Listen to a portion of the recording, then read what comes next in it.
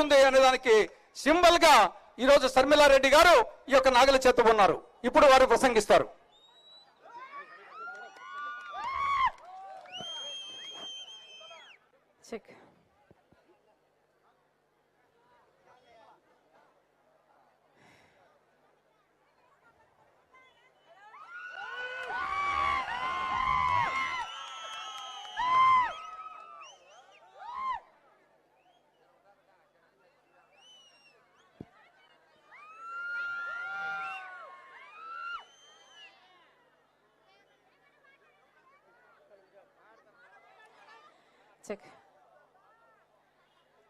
వేంపల్లె ప్రజలకు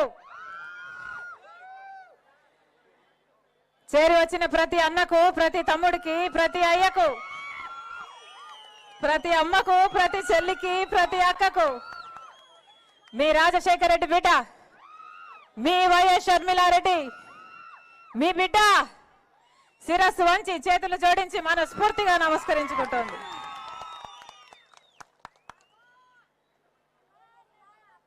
రాజశేఖర రెడ్డి గారు మీకు కొత్త కాదు. రాజశేఖర రెడ్డి గారైనా, వివేకానంద రెడ్డి గారైనా మీ సొంత వాళ్ళు, మీ కుటుంబం. అలాగే ఆయన బిడ్డగా మేము కూడా మీ బిడ్డలం, మీ ఇంటి బిడ్డలం. రాజశేఖర రెడ్డి గారికి మీరంటే ఎంత ప్రేమ అంటే ఆఖరికి బతికినా మీతోనే బతికాడు, ఆఖరికి చచ్చిపోయినా ఈ పక్కనే ఇడుపులపాయలో నిద్రిస్తున్నాడు. మీ మనిషి, మీ రాజశేఖర రెడ్డి.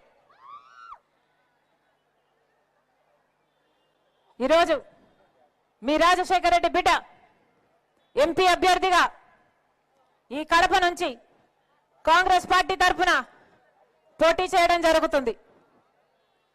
ఈరోజు రాజశేఖర రెడ్డి బిడ్డ కడప ఎంపీగా పోటీ చేస్తుంది అంటే ఎందుకు చేస్తుంది?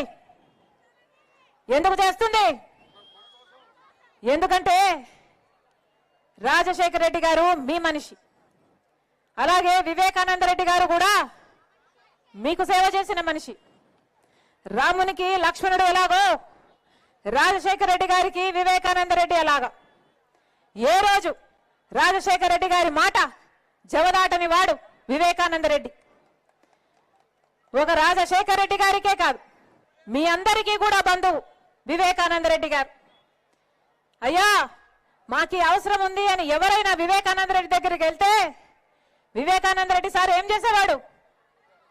రండని తన బండిలోనే కూర్చోబెట్టుకొని ఆఫీస్ వరకు తీసుకెళ్లి వాళ్ళని ఆఫీసర్లతో పరిచయం చేసి పలానా వాళ్ళకు అవసరం ఉంది, ఈ పని చేసి పెట్టాలి అని అక్కడికక్కడికి ఎంతమంది సమస్యలు పరిష్కరించారు వివేకానంద రెడ్డి గారు? ఏమన్నా గుర్తుందా? అది వివేకానంద రెడ్డి గారు. ఎన్నో పంచాయతీలు చేశాడు, ఎంతమందికో అందుబాటులో ఉన్నాడు Vivekananda Reddy. అంబులెన్సా?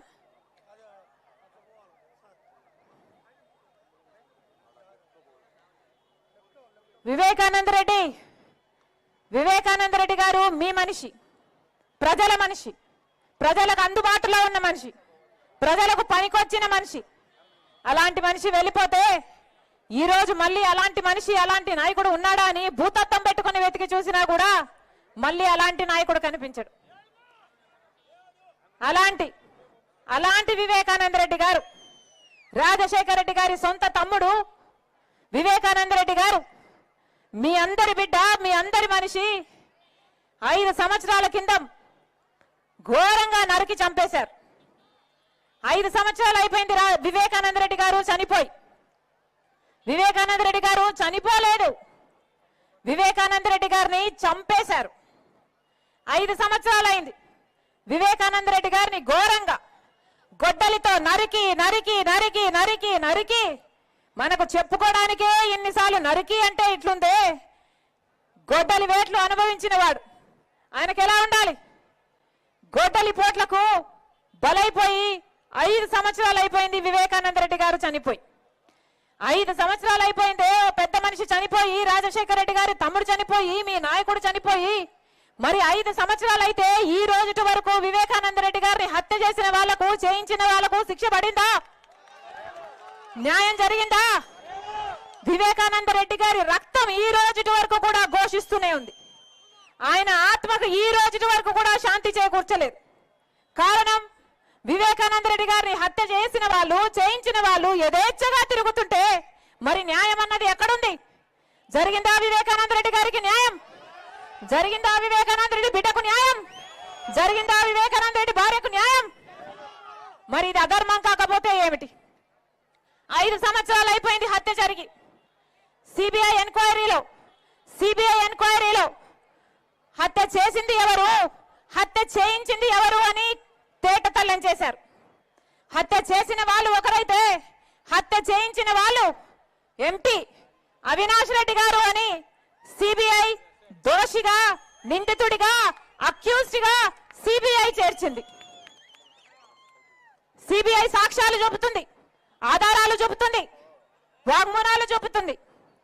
Google takeout, Google maps లో హత్య చేసిన వాళ్ళు, హత్య చేయించిన వాళ్ళు అంతకు ముందు రోజు కలుసుకున్నారు, ఆ రోజు కలుసుకున్నారు అని గూగుల్ టేక్అవుట్ లో సాక్ష్యాలు చూపుతుంది. Call records, phone call records, హత్య చేసిన వాళ్ళు అవినాష్ రెడ్డి గారు వాళ్ళు వీరు మాట్లాడుకున్నారు అని సిబిఐ సాక్ష్యాలు బయట పెట్టింది. అంతేకాదు డబ్బులు కూడా లావాదేవీలు జరిగాయని, వీళ్ళు వాళ్ళకు అడ్వాన్స్ ఇచ్చారని, కాబట్టే హత్య చేశారని సిబిఐ అన్ని సాక్ష్యాలు బయట పెట్టింది. ఇన్ని సాక్ష్యాలున్నా, ఇన్ని ఆధారాలున్నా 5 సంవత్సరాలు అవుతున్నా ఈ రోజు ఆ పెద్ద మనిషి, మంచి మనిషి వివేకానంద రెడ్డి గారు, రాజశేఖర్ రెడ్డి గారు, ముఖ్యమంత్రి రాజశేఖర్ రెడ్డి గారి సొంత తమ్ముడి విషయంలోనే న్యాయం జరగలేదంటే ఎందుకు జరగలేదు? ఎందుకు జరగలేదు? సాక్షాత్తు ముఖ్యమంత్రి గారు జగన్మోహన్ రెడ్డి గారు తన అధికారాన్ని అడ్డేసి ఈ రోజు హంతకులు, హంత చేయించిన వాళ్ళను కాపాడుతున్నారు. కాబట్టి ఈ రోజు వరకు కూడా రాజశేఖర్ రెడ్డి గారి తమ్ముడిని హత్య చేసిన వాళ్లకు శిక్ష పడలేదు. ఇది ఎక్కడి న్యాయం అని అడుగుతున్నాం. ఇది ఎక్కడి న్యాయం అని అడుగుతున్నాం.